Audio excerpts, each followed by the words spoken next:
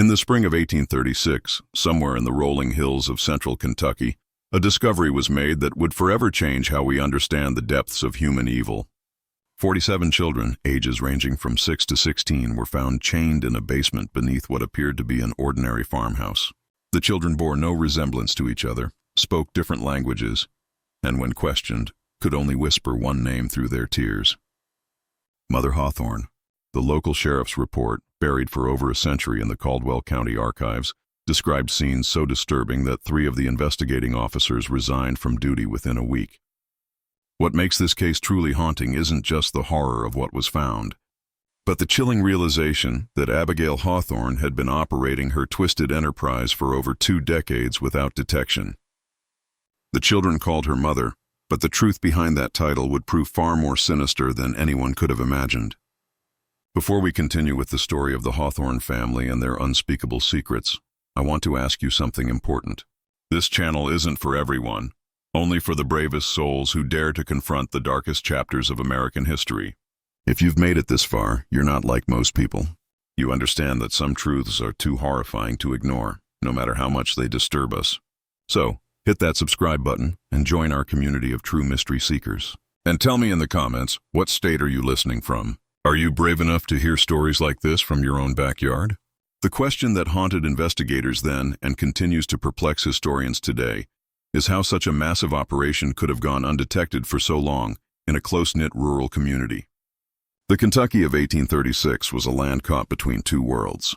The old plantation system still dominated the social landscape while whispers of industrial change drifted down from the north. In this environment, the small farming community of Oak Ridge, a collection of perhaps 50 families spread across the gentle slopes of Caldwell County, represented the typical American rural settlement of the era. Most residents farmed tobacco or corn, traded at Mercer's general store, and gathered for social events at the one-room schoolhouse that doubled as a community meeting hall. The Hawthorne property sat on the outskirts of this community, a modest 2-story wooden farmhouse surrounded by nearly 200 acres of prime agricultural land. To any traveler passing along the dusty road that connected Oak Ridge to Lexington, the Hawthorne farm appeared utterly unremarkable. The house itself, built in the Federal style, popular during the 1810s, featured white-painted clapboard siding and a wraparound porch, typical of Kentucky architecture. A red barn stood 60 yards behind the house with a chicken coop and smokehouse completing the typical farmstead layout. What made the Hawthorne property unique wasn't visible from the road. Josiah Hawthorne, who had purchased the land in 1811 with money inherited from his father's tobacco fortune, had spent considerable effort expanding the house's basement. While most Kentucky homes of the period featured simple root cellars, the Hawthorne basement extended far beyond the footprint of the house above. Local craftsmen remembered being hired for various excavation projects throughout the 1810s and 1820s, though none had seen the completed work. Josiah paid well and in cash, asking only that the workers focus on their assigned sections rather than the overall project. Abigail Hawthorne, Josiah's wife, had arrived in Oak Ridge in 1813 as a bride of 22. Neighbors remembered her as a handsome woman with dark hair and an unusually soft voice. She dressed simply but neatly, attended the Methodist church services when health permitted, and maintained a reputation for charitable works. When approached about contributing to community causes, Abigail would inevitably explain that she and Josiah were already caring for several orphaned children from her family back in Ohio. The arrangement, she explained, was temporary, just until suitable permanent homes could be found. This explanation satisfied the community's curiosity about the occasional glimpses of children. Around the Hawthorne property, Mrs. Mercer, at the general store, would sometimes see a young face peering from the Hawthorne wagon when Abigail came to town for supplies. The children never spoke, but Abigail would explain that they were shy, traumatized by the loss of their parents, and needed time to adjust to their new circumstances. The community, familiar with the tragedy of orphaned children in an era of high mortality rates, accepted these explanations without question. Elias Mercer, who ran the general store, later recalled that Abigail Hawthorne was one of his most reliable customers. Every 2 weeks, she would arrive with a detailed list and enough cash to purchase substantial quantities of basic foodstuffs: flour, cornmeal, salt, pork, molasses, and other staples. The quantities seemed large for a childless couple, But when Elias mentioned this, Abigail would remind him about the orphaned children. She also purchased unusual amounts of basic medicines, explaining that children from poor circumstances often arrived with various ailments that required treatment. The Hawthorne farm operated on a schedule that puzzled some neighbors. While most farming families rose with the sun and worked until dusk, activity at the Hawthorne property often continued well into the evening. Lights could be seen in the farmhouse windows at unusual hours, flickering faintly as if stirred by an unseen draft, and the sound of hammering or construction work sometimes echoed across the fields during the night. When asked about these activities, Josiah would explain that he was making improvements to accommodate the growing number of children in their care. Dr. Elias Beaumont, the traveling physician who served the Oak Ridge area, remembered being called to the Hawthorne farm on several occasions during the 1820s and early 1830s. Each time he was told that one of the orphaned children had fallen ill and needed medical attention. However, Dr. Beaumont was never permitted to examine the children directly. Instead, Abigail would describe the symptoms and request specific medications. When the doctor insisted on seeing his patients, Abigail would explain that the children were too frightened of strangers, too traumatized by their experiences to allow examination by unfamiliar men. The deception was so complete that even the local pastor, Reverend Elias Cartwright, believed in the Hawthorne family's charitable work. During his occasional visits to the farm, Reverend Cartwright would praise Abigail and Josiah for their Christian compassion in caring for so many unfortunate children. He offered to help find permanent homes for the orphans, but Abigail would always explain that she was already in correspondence with relatives in Ohio who would eventually take the children. The process, she assured him, simply required patience and careful arrangement. What none of the community members realized was that Abigail Hawthorne had been perfecting her deception for over 2 decades. The orphaned children were not temporary residents awaiting placement with loving families. They were prisoners, purchased, kidnapped, or lured from their families across multiple states, held in conditions that would make hardened criminals weep with horror. The discovery that would expose the Hawthorne family's horrific secrets began with a series of seemingly unrelated incidents in the early months of 1836. February had been unusually harsh with temperatures, dropping well below freezing for weeks at a time. The bitter cold that gripped Kentucky that winter would prove to be both a blessing and a curse for the 47 children trapped beneath the Hawthorne farmhouse.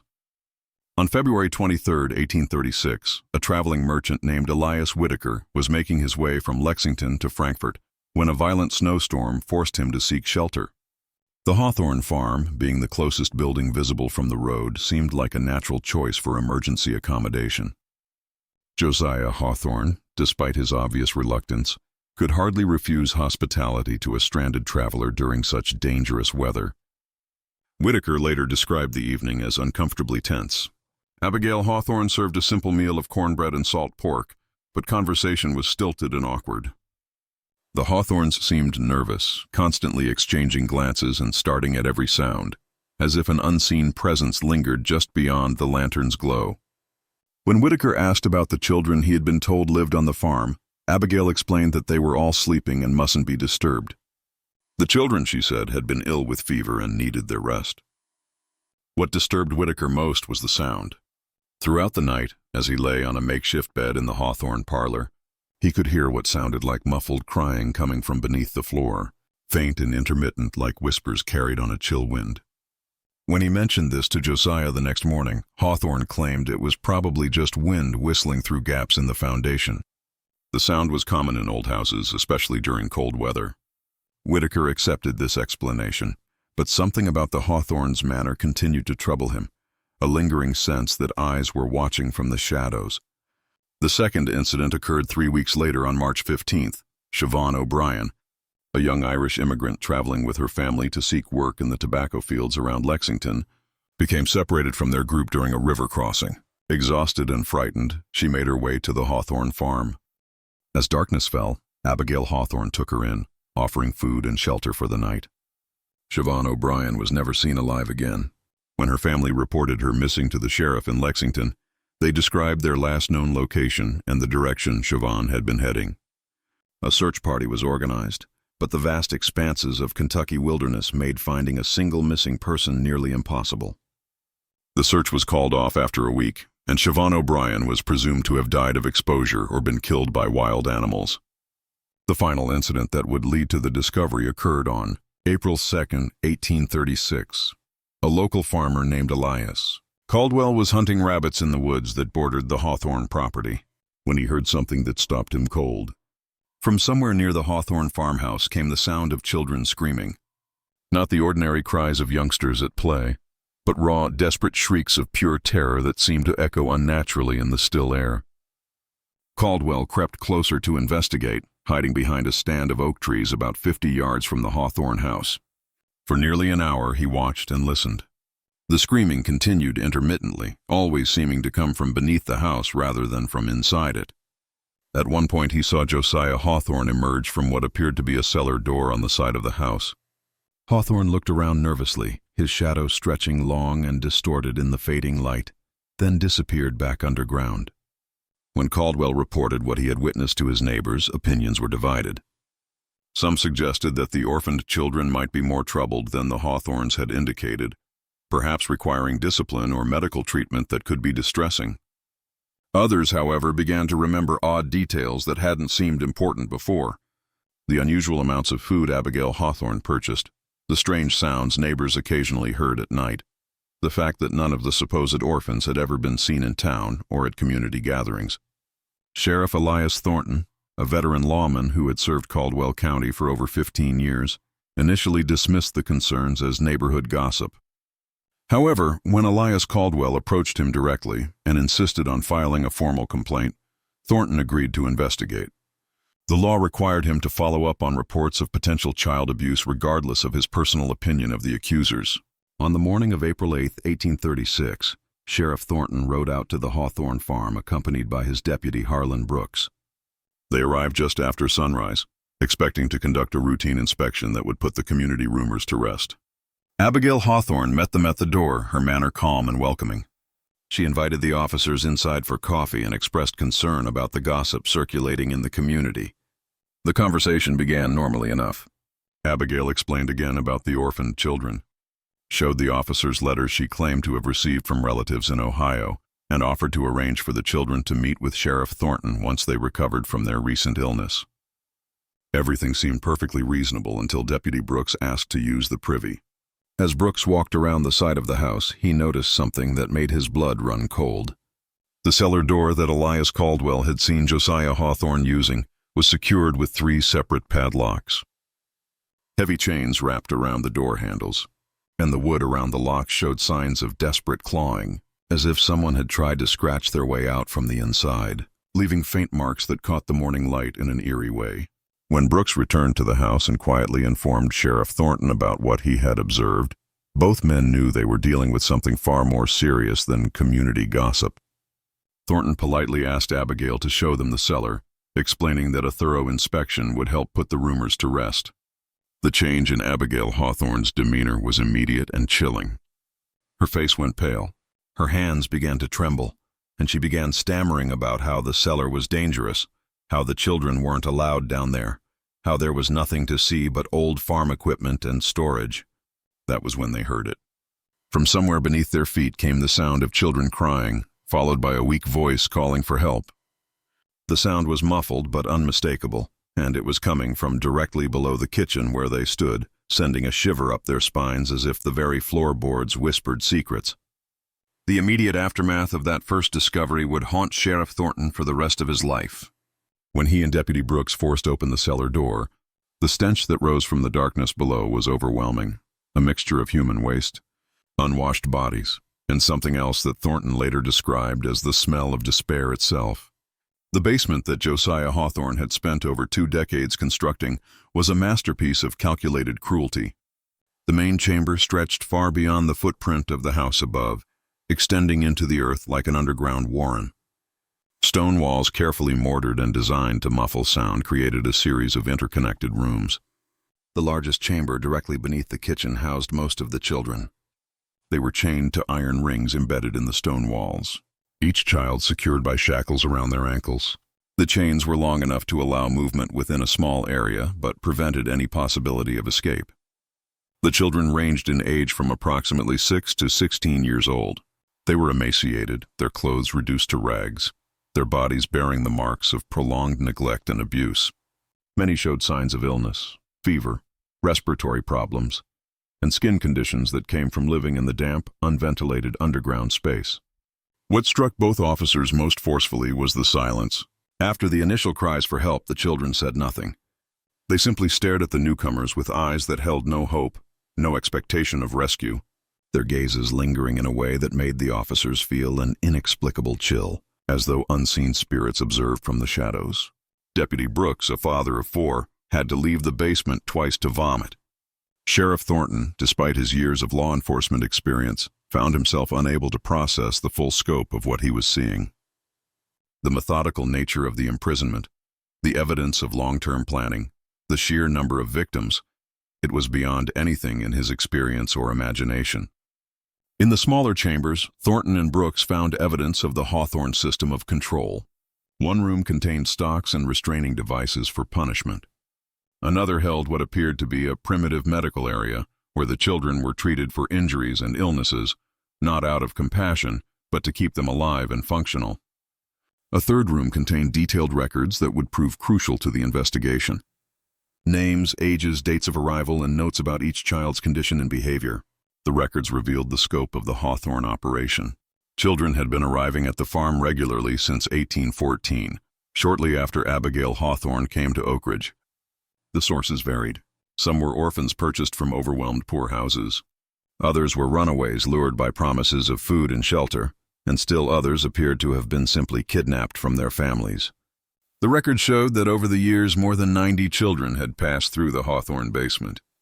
The obvious question, what had happened to the others, was answered in the most horrifying way possible. In a separate chamber, reached through a narrow passage that required crawling, Thornton and Brooks found the remains of at least 36 children. Some appeared to have died from illness or malnutrition, others showed signs of violence. All had been buried in shallow graves beneath the basement floor, their bodies covered with lime to control odor and decay, the air in that cramped space thick with a lingering, oppressive stillness that made every breath feel watched. The investigation that followed the initial discovery would continue for months, as authorities struggled to understand how such a massive criminal enterprise had operated undetected for over 2 decades. The answer lay in Abigail Hawthorne's genius for deception and her understanding of human psychology. She had created a persona that was almost perfectly designed to avoid suspicion in a rural 1830s community. The character of the charitable woman caring for orphaned children appealed to the community's Christian values while explaining away any unusual aspects of the Hawthorne household. The story of traumatized children who were too frightened to interact with strangers provided a ready excuse for why the supposed orphans were never seen in public. The claim that permanent homes were being arranged with distant relatives explained why the children never seemed to leave the farm. Even more cleverly, Abigail had created multiple layers of protection for her operation. The children were taught to call her mother, ensuring that if anyone ever overheard them, it would seem like a natural family relationship. The few times children had been glimpsed by outsiders, they had been carefully coached to remain silent and appear shy rather than terrified. The substantial food purchases were explained by the presence of multiple children, while the medical supplies were justified by the supposed poor health of orphaned youngsters. The physical setup of the operation was equally well planned. The basement construction had been spread over many years with different workers handling different aspects of the project. No single craftsman had seen the complete layout or understood the true purpose of the modifications. The soundproofing was effective enough that even close neighbors rarely heard anything suspicious. And when they did, the sounds could be explained as ordinary farm activities or the normal noise of children playing.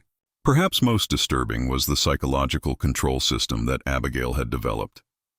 The children were told that they had been abandoned by their families, that no one was looking for them, and that the outside world was dangerous and hostile.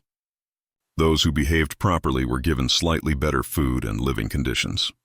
Those who caused trouble were subjected to punishments that served as examples to the others. Over time, most of the children accepted their captivity as simply the way their lives were meant to be, their resignation deepened by the occasional, unexplained creaks in the darkness that made them feel eternally observed. The community's reaction to the discovery was one of complete shock and disbelief. Many residents initially refused to believe that Abigail Hawthorne, the quiet woman who had lived among them for over 20 years, could be capable of such monstrous acts. Some suggested that she must have been coerced by her husband, or that the whole situation was somehow a misunderstanding. These denials became impossible to maintain as more evidence emerged. The detailed records found in the basement included not just information about the children, but also correspondence with criminal contacts in other states. Abigail Hawthorne had been part of a network that trafficked in children, buying and selling young victims across state lines. The Hawthorne farm was just one operation in a larger criminal enterprise that stretched from Ohio to Alabama. As Sheriff Thornton delved deeper into the Hawthorne case, disturbing patterns began to emerge that suggested the operation was far more sophisticated than initially believed. The correspondence found in the basement revealed that Abigail Hawthorne had been in regular contact with at least 12 other individuals across 5 states, all apparently involved in similar activities. The letters, written in a simple code that was eventually deciphered, discussed merchandise deliveries and quality control in language that clearly referred to human trafficking. One letter dated just 3 months before the discovery came from someone identified only as Langford in Cincinnati. Langford wrote that he had 6 new items of varying ages and conditions that would be suitable for your requirements.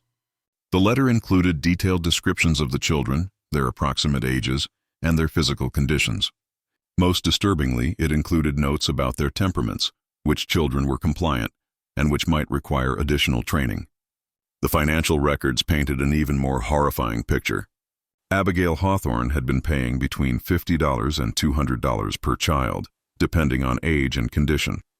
She had also been receiving payments from other locations, suggesting that the Hawthorne farm served as both a destination and a distribution point for trafficked children. The total amount of money involved was staggering for the time period, over $8,000 in transactions over 2 decades, equivalent to several $100,000 in modern currency. Dr. Elias Beaumont, the traveling physician who had been called to the Hawthorne farm on several occasions, became a key witness as the investigation expanded. Under questioning, he revealed that Abigail Hawthorne had always been unusually specific about the medications she requested. She had detailed knowledge of treating malnutrition, respiratory infections, and other conditions common in severely neglected children. She had also asked for sedatives and other drugs that could be used to control difficult prisoners. The doctor's testimony led to another chilling realization. Abigail Hawthorne had been systematically studying how to keep large numbers of children alive under conditions of extreme deprivation. The medical supplies she purchased, the questions she asked, even the layout of the basement, everything was designed to maximize the survival rate of her prisoners while minimizing the resources required to maintain them. Local businessman Elias Mercer provided additional pieces of the puzzle. A review of his sales records showed that Abigail Hawthorne had been purchasing increasing quantities of basic supplies over the years. What appeared to be the growing needs of a charitable household was actually evidence of an expanding criminal operation. Mercer also remembered specific requests for items that seemed unusual at the time: extra blankets, large quantities of children's clothing, and bulk purchases of simple medicines. The investigation also revealed the role of Josiah Hawthorne in the operation. While Abigail appeared to be the mastermind, Josiah was responsible for the physical maintenance of the prison and the handling of the children. Several of the surviving victims, when they were finally able to speak, described him as the enforcer who carried out punishments and maintained discipline. His construction work on the basement hadn't been just expansion. It had been constant refinement of a system designed to hold human beings in captivity. The most disturbing revelation came from analyzing the records of children who had disappeared from the Hawthorne farm over the years. The ledger showed that some children had been transferred to other locations, suggesting a network of buyers and sellers across multiple states. Others had been marked as unsuitable or problematic, entries that corresponded with the remains found in the basement burial chamber. The scope of the investigation expanded, as authorities in other states began examining their own unsolved disappearances. Missing children reports from Ohio, Maryland, North Carolina, and Georgia showed disturbing similarities. Many of the missing children fit the profile of those found at the Hawthorne farm: poor, orphaned, or from families that were unlikely to have resources to search for them extensively. Federal marshals were called in to coordinate the multi-state investigation. This was unprecedented for the time period, as most law enforcement was strictly local. The Hawthorne case represented one of the first major criminal investigations to cross state lines and involve federal authorities. The legal implications were complicated by the fact that many of the crimes had occurred in different jurisdictions under different laws. As weeks passed, more survivors began to tell their stories. The accounts were remarkably consistent, describing years of imprisonment, systematic abuse, and psychological manipulation. The children described how new arrivals were broken in, subjected to isolation, punishment, and indoctrination until they accepted their fate. They spoke of a complex hierarchy among the prisoners, with older children given minor privileges in exchange for helping to control younger ones. The survivors also revealed the extent of Abigail Hawthorne's psychological manipulation.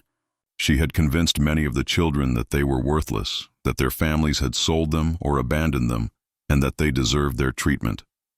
Some of the older children, who had been imprisoned for years, initially resisted rescue efforts because they had been conditioned to believe that the outside world was even more dangerous than their captivity. The investigation uncovered evidence of Hawthorne's methods for acquiring victims. She had developed relationships with corrupt officials at poorhouses and orphanages who would provide children in exchange for payments. She had also cultivated contacts among criminal elements in major cities who could identify vulnerable children, runaways, street orphans, and others who wouldn't be missed immediately. Perhaps most chillingly, the records showed that the Hawthorne operation had been expanding in recent years. The number of children being held had increased, and there were plans in the correspondence for establishing similar facilities in other locations.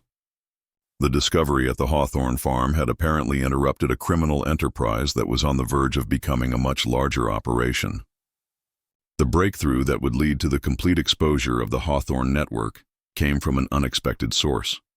Among the surviving children was a girl named Lydia, approximately 14 years old, who had been held longer than any of the others. Unlike the other children who had been broken by their ordeal, Lydia had maintained a spark of defiance and an extraordinary memory for details. Lydia had been kidnapped from her family's farm in Ohio in 1831 when she was just 9 years old. She remembered everything about her capture: how a woman claiming to be a distant relative had arrived at their farm, how she had been lured away with promises of sweets and a ride to town, how she had awakened chained in the Hawthorne basement. More importantly, she remembered every conversation she had overheard between Abigail Hawthorne and the various visitors who had come to the farm over the years. Each word etched in her mind amid the flickering shadows of the underground lanterns. Lydia's testimony revealed that the Hawthorne operation was just one part of a much larger network. She had heard Abigail discussing other farms, other locations where children were being held. She remembered names, dates, and details about shipments of children being moved between different facilities. Her information provided law enforcement with their first comprehensive picture of the scope of the criminal enterprise. The most significant revelation came when Lydia described a visit that had occurred just 2 weeks before the discovery. A well-dressed man had arrived at the farm in an expensive carriage accompanied by 2 other men. Lydia had been selected along with 3 other children to be inspected by the visitors. The man had examined them carefully, checking their teeth, their muscle tone, and their general health like a buyer evaluating livestock. The visitor had ultimately decided not to purchase any of the children, complaining that they were too damaged for his purposes. However, he had left behind a letter containing detailed specifications for the type of children he wanted to purchase.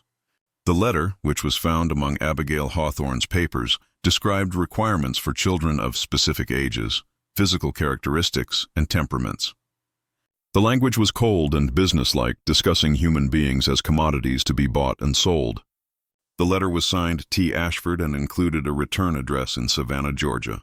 When authorities investigated, they discovered that Theodore Ashford was a wealthy plantation owner who had been purchasing children for years, ostensibly as household servants, but actually for purposes that the investigation would reveal to be even more sinister than the Hawthorne operation.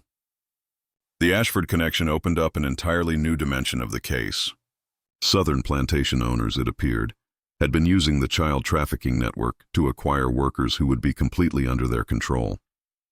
Unlike enslaved people who had some legal protections and whose disappearance might be noticed, trafficked children could be worked to death with no legal consequences. They had no families to search for them, no legal status to protect them, and no hope of escape. The investigation of the Ashford connection revealed that several other prominent Southern families had been involved in similar purchases. The children were being used not just as laborers, but as subjects for medical experiments, as targets for violent entertainment, and for purposes that the investigators found too disturbing to document fully in their official reports. As the scope of the criminal network became clear, the investigation faced increasing resistance from powerful interests. Several of the families involved in purchasing children had significant political connections and substantial resources to protect themselves. Threats began to be made against investigators, witnesses, and even the surviving children. Sheriff Thornton received anonymous letters warning him to drop the investigation, each envelope sealed with a wax that seemed to stare back like an unblinking eye. Deputy Brooks was attacked by unknown assailants while walking home from work. Dr. Beaumont found his medical practice suddenly boycotted by several prominent patients. The pressure was clearly designed to intimidate law enforcement and prevent the full extent of the network from being exposed. The situation became even more dangerous when one of the surviving children, a boy named Timothy, who had been providing crucial testimony, disappeared from the temporary shelter where he was being housed. A search was conducted, but Timothy was never found. The message was clear. Those who cooperated with the investigation would face severe consequences. Despite the intimidation, the investigation continued. Federal marshals provided additional security for key witnesses and investigators. The surviving children were moved to more secure locations and armed guards were posted at the Hawthorne farm to protect the physical evidence. The case had become a test of whether the American legal system could function when confronted with crimes involving wealthy and powerful perpetrators. The pressure reached its peak when Abigail Hawthorne herself was found dead in her jail cell. The official cause of death was listed as suicide, but the circumstances were suspicious. Hawthorne had been scheduled to testify about the full extent of the criminal network, including the names of all her contacts and customers. Her death eliminated the investigation's most important witness and source of information about the broader conspiracy. The mysterious death of Abigail Hawthorne sent shockwaves through the investigation team. If powerful interests were willing to eliminate key witnesses, no one involved in the case was safe. The investigation had uncovered a criminal enterprise so vast and so well connected that it posed a threat to some of the most prominent families in American society.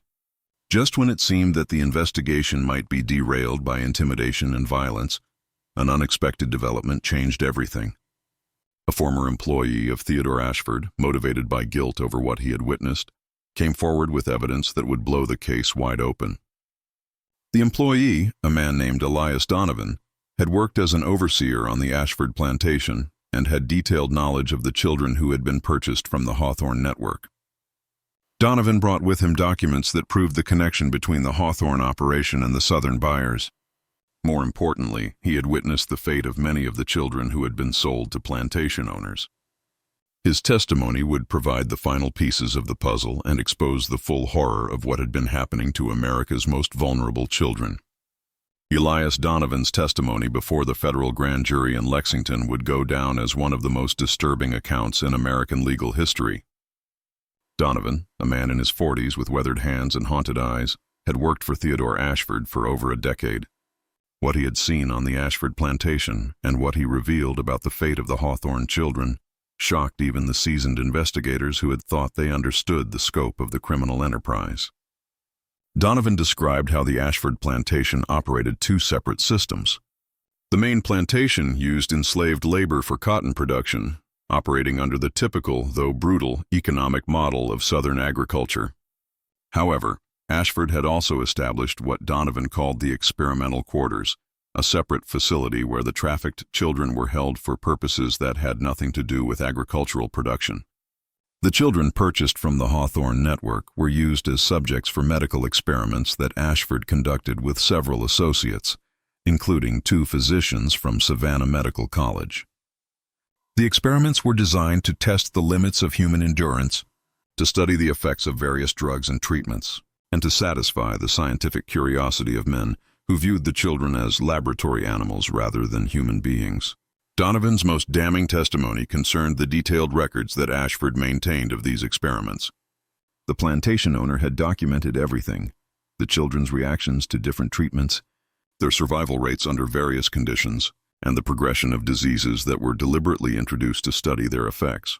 The records showed that Ashford and his associates had been conducting systematic torture disguised as medical research. The testimony revealed that at least 37 children from the Hawthorne network had been sold to Ashford over the years. Of these, only 4 had survived long enough to be transferred to other buyers. The rest had died as a result of the experiments, malnutrition, or the brutal working conditions in the experimental quarters. Their bodies had been buried in unmarked graves in a remote section of the plantation. Donovan also provided information about the broader network of buyers. He had been present at meetings where Ashford discussed purchases with other plantation owners, wealthy businessmen, and even some politicians. The conversations he overheard revealed that the trafficking network extended far beyond what investigators had imagined. Children were being bought and sold across the entire country, with different buyers having different requirements and purposes. The most shocking revelation came when Donovan described a gathering he had witnessed in the fall of 1835. Ashford had hosted what he called a demonstration for potential buyers from across the South.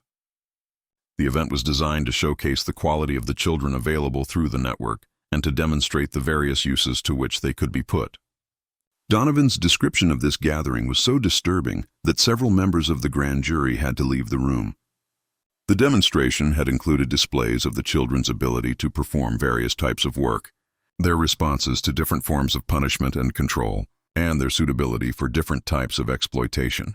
The buyers had been encouraged to examine the children closely, to test their reactions, and to place orders for specific types of victims. The entire event had been conducted with the casual, business-like atmosphere of a livestock auction. Donovan's testimony also revealed the financial scope of the network. The prices paid for children varied dramatically based on their age, physical condition, and intended use. Younger children who could be more easily controlled and conditioned commanded higher prices. Children with specific physical characteristics or abilities were sold at premium rates. The total amount of money involved in the network was estimated to be in the hundreds of thousands of dollars, a fortune for the time period. The investigation team used Donovan's information to coordinate raids on multiple locations across the South. Federal marshals, working with local law enforcement, simultaneously struck at plantations, warehouses, and other facilities where trafficked children were being held. The raids were conducted in secrecy to prevent the destruction of evidence and the escape of key perpetrators. The results of the coordinated raids were staggering. Over 100 additional children were rescued from various locations. Physical evidence was seized that documented the full extent of the trafficking network, including financial records, correspondence, and detailed logs of purchases and sales. Several prominent individuals were arrested, including Theodore Ashford, 2 physicians from Savannah Medical College, and a state legislator from Alabama who had been one of the network's best customers. The evidence seized during the raids painted a picture of systematic evil that shocked the nation.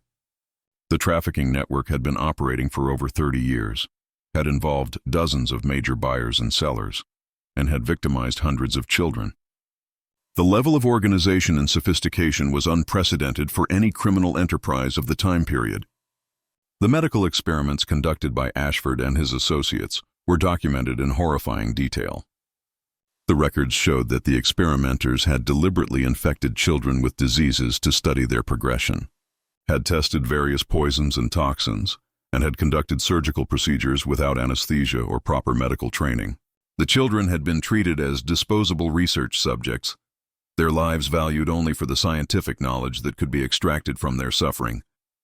The investigation also revealed the corruption that had made the network possible. Officials at orphanages, poorhouses, and local governments had been bribed to provide children or to ignore their disappearances. Judges had been paid to declare children abandoned or to approve adoptions that were actually sales.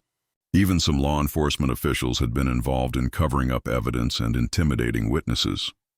The legal proceedings that followed would drag on for years as prosecutors struggled to bring justice to victims of crimes that had occurred across multiple states and jurisdictions. The complexity of the case, combined with the wealth and political connections of many of the defendants, made prosecution extremely difficult. Several key defendants escaped conviction on technical grounds or through the influence of powerful allies. However, the public exposure of the trafficking network had profound effects that extended far beyond the legal proceedings. The Hawthorne case became a catalyst for the first federal legislation addressing child trafficking and abuse.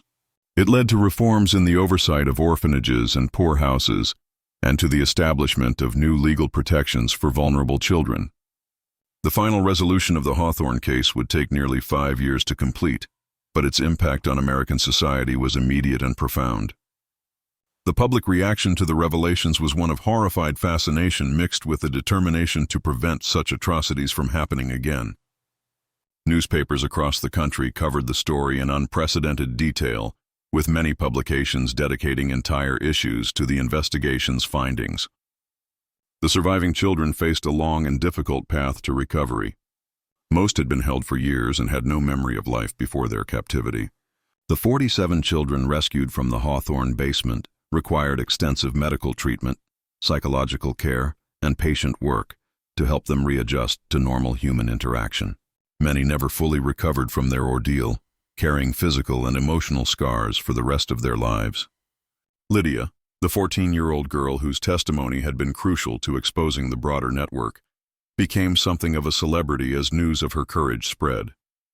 However, the attention proved overwhelming for someone who had endured such trauma. She was eventually placed with a Quaker family in Ohio who provided the quiet, supportive environment she needed to heal. Lydia lived to be 73 years old, eventually marrying and raising a family of her own. But she never spoke publicly about her experiences again after the trial testimony. The legal proceedings revealed the full extent of the corruption that had enabled the trafficking network. Josiah Hawthorne, who had been captured during the initial raid, was convicted on multiple charges of kidnapping, imprisonment, and murder. He was executed by hanging in Lexington on November 15, 1838, before a crowd of over 3,000 people. His last words, according to witnesses, were a confession that he had followed the devil's path and a plea for forgiveness from the children he had helped to torture. Theodore Ashford's trial became a sensation that exposed the dark underbelly of Southern plantation society. The medical records seized from his plantation provided evidence of systematic torture and murder that shocked even hardened observers. Ashford was convicted of multiple murders and sentenced to death, but his execution was delayed for years by appeals and political maneuvering. He eventually died in prison in 1843, reportedly of a heart attack, though some suspected he had been poisoned by associates who feared he might reveal additional secrets. The 2 physicians from Savannah Medical College who had participated in the experiments were expelled from the medical profession and sentenced to long prison terms. Their cases led to new regulations governing medical research and the treatment of human subjects. The medical college itself faced a scandal that nearly resulted in its closure as investigators revealed that several other faculty members had knowledge of the illegal experiments but had failed to report them. The investigation's most frustrating aspect was the number of powerful individuals who escaped justice despite clear evidence of their involvement. Several wealthy plantation owners fled to Europe before they could be arrested. Others used their political connections to avoid prosecution or to receive minimal sentences that didn't reflect the severity of their crimes. A state legislator from Alabama who had been one of the network's major customers was censured by his legislature but never faced criminal charges. The financial investigation revealed that the trafficking network had generated enormous profits for its organizers. Abigail Hawthorne alone had accumulated over $12,000 in profits over her 20-year operation, a sum equivalent to several $100,000 in modern currency. Much of this money was never recovered as it had been invested in legitimate businesses or hidden in accounts that investigators couldn't trace. The Hawthorne farm itself became a symbol of the horrors that had been uncovered. The property was seized by the government and eventually sold at auction, but no one wanted to live in a place associated with such evil. The house was demolished in 1847, and the basement was filled with concrete and sealed permanently. A small cemetery was established on the site to memorialize the children who had died there, though most of their names were never known. The case led to significant reforms in child welfare and protection. Kentucky passed the first comprehensive child protection laws in American history, establishing government oversight of orphanages and requiring background checks for anyone seeking to adopt or care for large numbers of children. Other states quickly followed with similar legislation, creating the foundation for modern child welfare systems. The federal government also responded with new laws addressing interstate crimes and human trafficking, The Hawthorne case had demonstrated the limitations of state-by-state law enforcement when dealing with crimes that crossed jurisdictional boundaries. New federal statutes gave marshals expanded authority to investigate and prosecute trafficking cases, establishing precedents that would prove crucial in later criminal justice developments.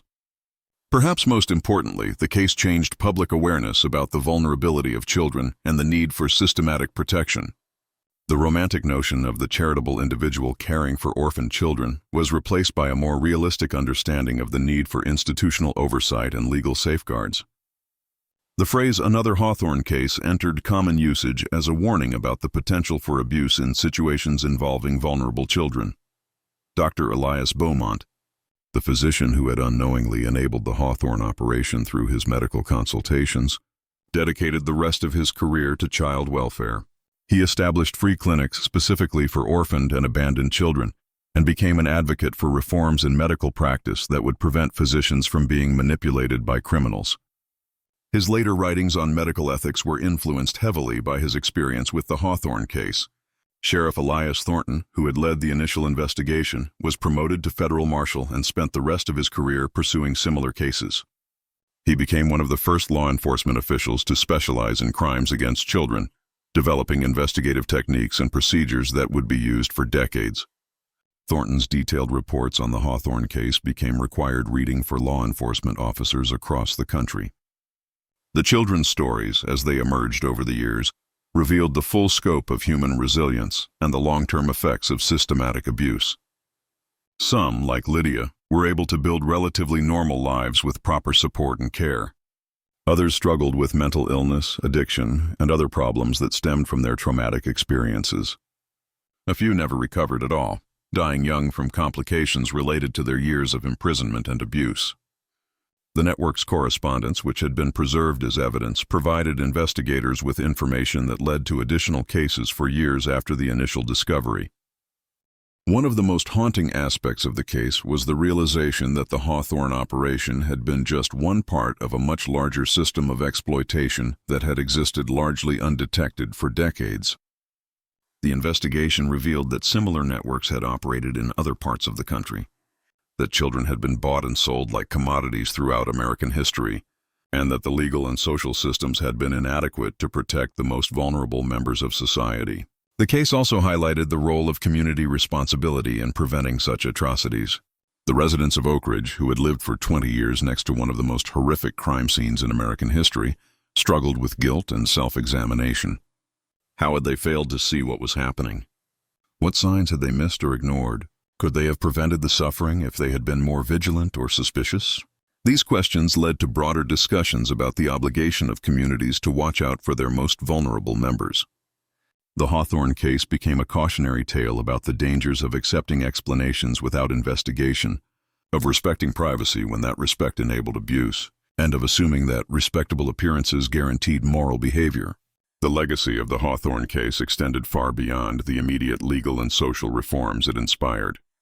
The detailed documentation of the investigation, including the correspondence, financial records, and testimony, became an invaluable resource for understanding the history of crime and exploitation in America. Historians, criminologists, and social reformers would study the case for generations, using it to understand how systematic evil could flourish in apparently normal communities. In the end, the Hawthorne family's reign of terror was brought to an end, not by sophisticated police work or advanced investigative techniques, but by the simple courage of ordinary people who refused to ignore obvious signs of trouble. Elias Caldwell's decision to report what he had heard, Sheriff Thornton's willingness to take community concerns seriously, and Lydia's determination to testify despite her trauma. These individual acts of moral courage were what ultimately exposed one of the most horrific criminal enterprises in American history. The basement where 47 children were found chained has been sealed for over a century, but the echoes of their suffering continue to remind us of the importance of vigilance, courage, and compassion in protecting those who cannot protect themselves. The Hawthorne case stands as both a testament to human evil and a reminder of the power of individual conscience to overcome even the most entrenched systems of exploitation and abuse. If this story has given you chills, you understand why these dark chapters of American history must never be forgotten. Just when we thought we'd seen it all, The horror in places like the Hawthorne Farm intensifies our understanding of how evil can hide behind respectable facades. If this story is giving you chills, share this video with a friend who loves dark mysteries, hit that like button to support our content, and don't forget to subscribe to never miss stories like this. Let's discover together what other secrets lie buried in America's past. This mystery shows us that evil often wears the mask of respectability, and that the most horrific crimes can be committed by those who appear most normal to their communities. What do you think of this story? Do you believe everything was revealed, or are there still secrets buried in the Kentucky hills? Leave your comment below. If you enjoyed this tale and want more horror stories like this, subscribe, hit the notification bell, and share with someone who loves mysteries. The darkness of American history has many more secrets to reveal, and we'll be here to uncover them all. See you in the next video.